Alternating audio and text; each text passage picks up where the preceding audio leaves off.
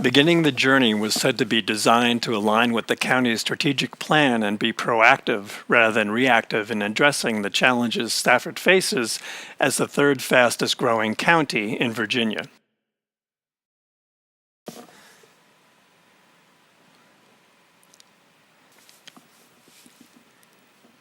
We are becoming more and more a part of Northern Virginia, the county administrator said. That is not said to create alarm, but to make us aware of the importance of being strategic.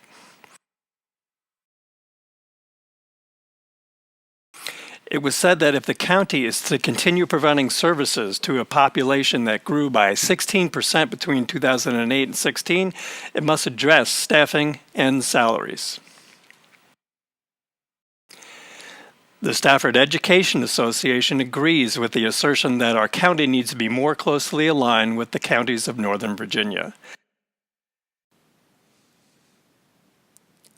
Data points to our closer relationship to those northern counties, yet several parts of the budget presented to the Board of Supervisors raise several questions and concerns, especially relating to the funding of our schools here in Stafford County.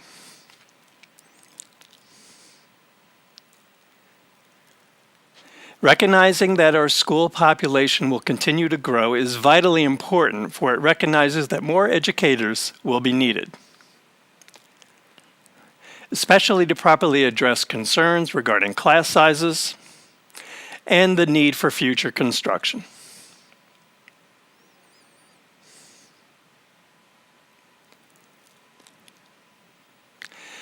According to the chart, per pupil spending, PPE, in Stafford would total just over $15,000 per pupil, with approximately $5,000 being contributed by the county and approximately $10,000 from state and federal funding, with the state average PPE identified as approximately $17,500.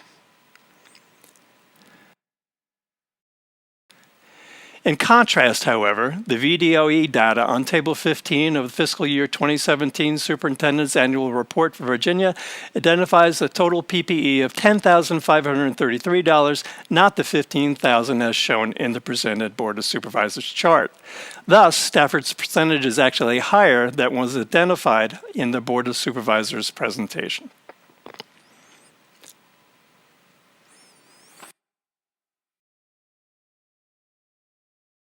Additionally, as Stafford County is becoming more and more a part of Northern Virginia, why are so many non-northern counties used in the presentation's fiscal year 17 per pupil spending chart?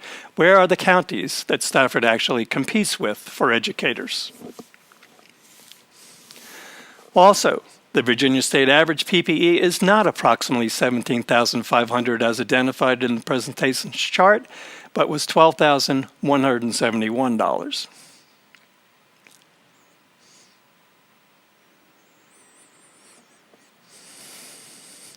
Viewing additional VDOE data, ranked in order from lowest PPE to highest PPE, identifies the PPE totals of all 7 school divisions listed on the Board of Supervisors chart in green, plus 8 additional school divisions from Northern Virginia in red.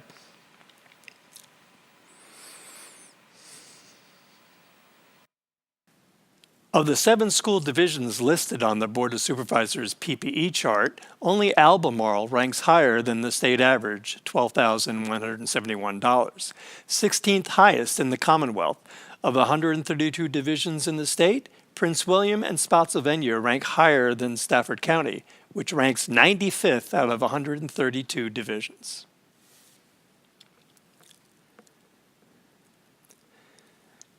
Reviewing the history of per pupil expenditures for the local counties that Stafford County competes with,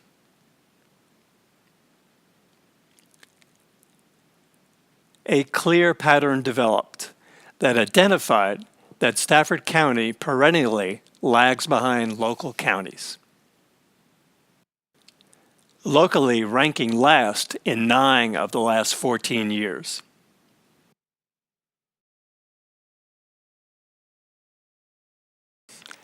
The current PPE ranking is 95th out of 132 school divisions, averaging $1.64 below the state average.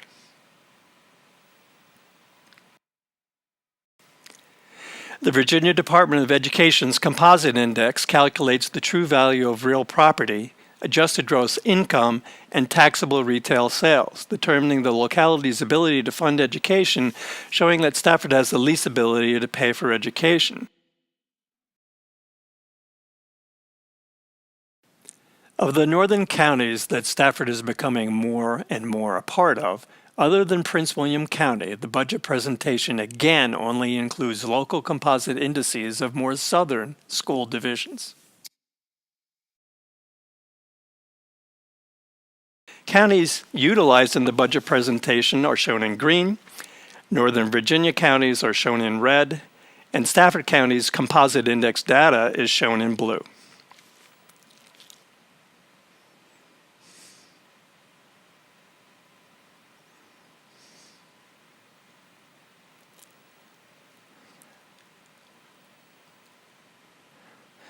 Of the counties included for comparison in the budget presentation, the trend line leans toward a lower composite index as the property tax rate increases.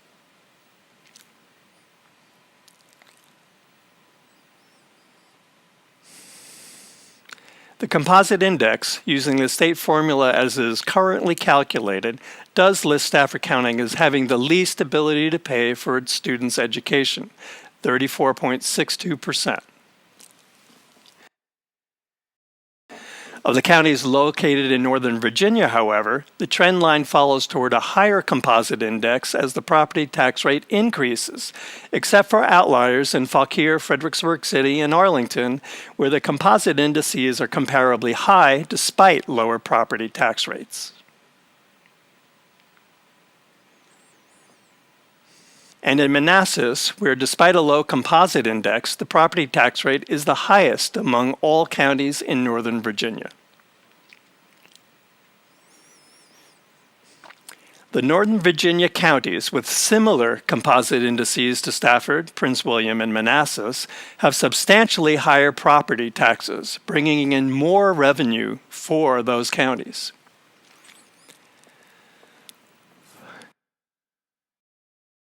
With a very low local composite index, it is quite true that Stafford County does exceed what the state requires our county to fund for schools' SOQ positions.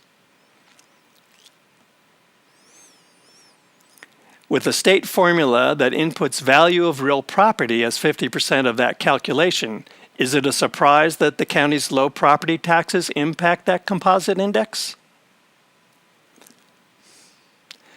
Does Stafford County have similar wealth to other counties from Northern Virginia, income enough to gain more county revenue and improve per pupil expenditures? In the fiscal year 2018 Stafford County budget book, data identified that the median household income, a measure of relative wealth for Stafford and Prince William, differed by just $502. And median home market prices differed by $28,500.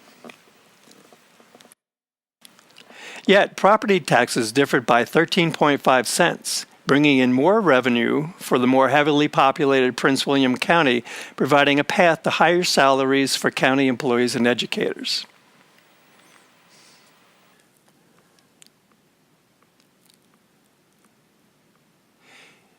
In median household income, Stafford is considered the 18th wealthiest county in the nation and 5th wealthiest in the Commonwealth.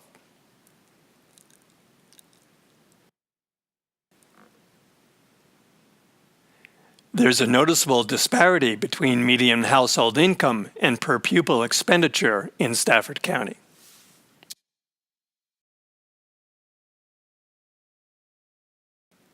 And a noticeable historical disparity between the property tax rates of Prince William and Stafford counties since 2006. The obvious point continually raised is that the majority of revenue received by any county is through a collection of property taxes and not income taxes.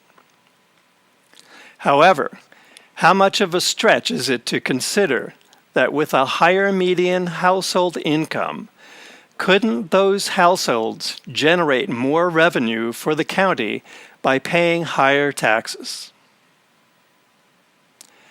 What is the reason for a historically low amount of per pupil expenditures made year after year?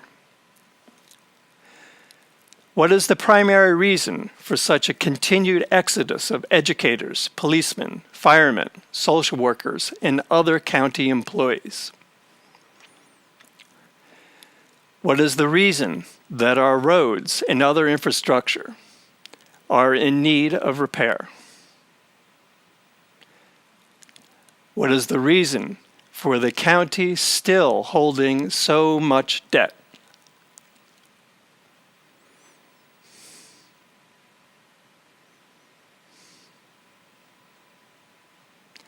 For our schools, the presented county budget offered a $3.7 million increase, approximately $5 million less than requested, essentially a 2.5% increase in pay. With other local school divisions proposing a 4.8% increase, a 5% increase, and an average pay increase of 8%, the proposed 2.5% increase in Stafford seems not even properly reactive, let alone proactive. The answer must be that methods to generate more revenue must be implemented to raise Stafford County out of a decade-long financial hole.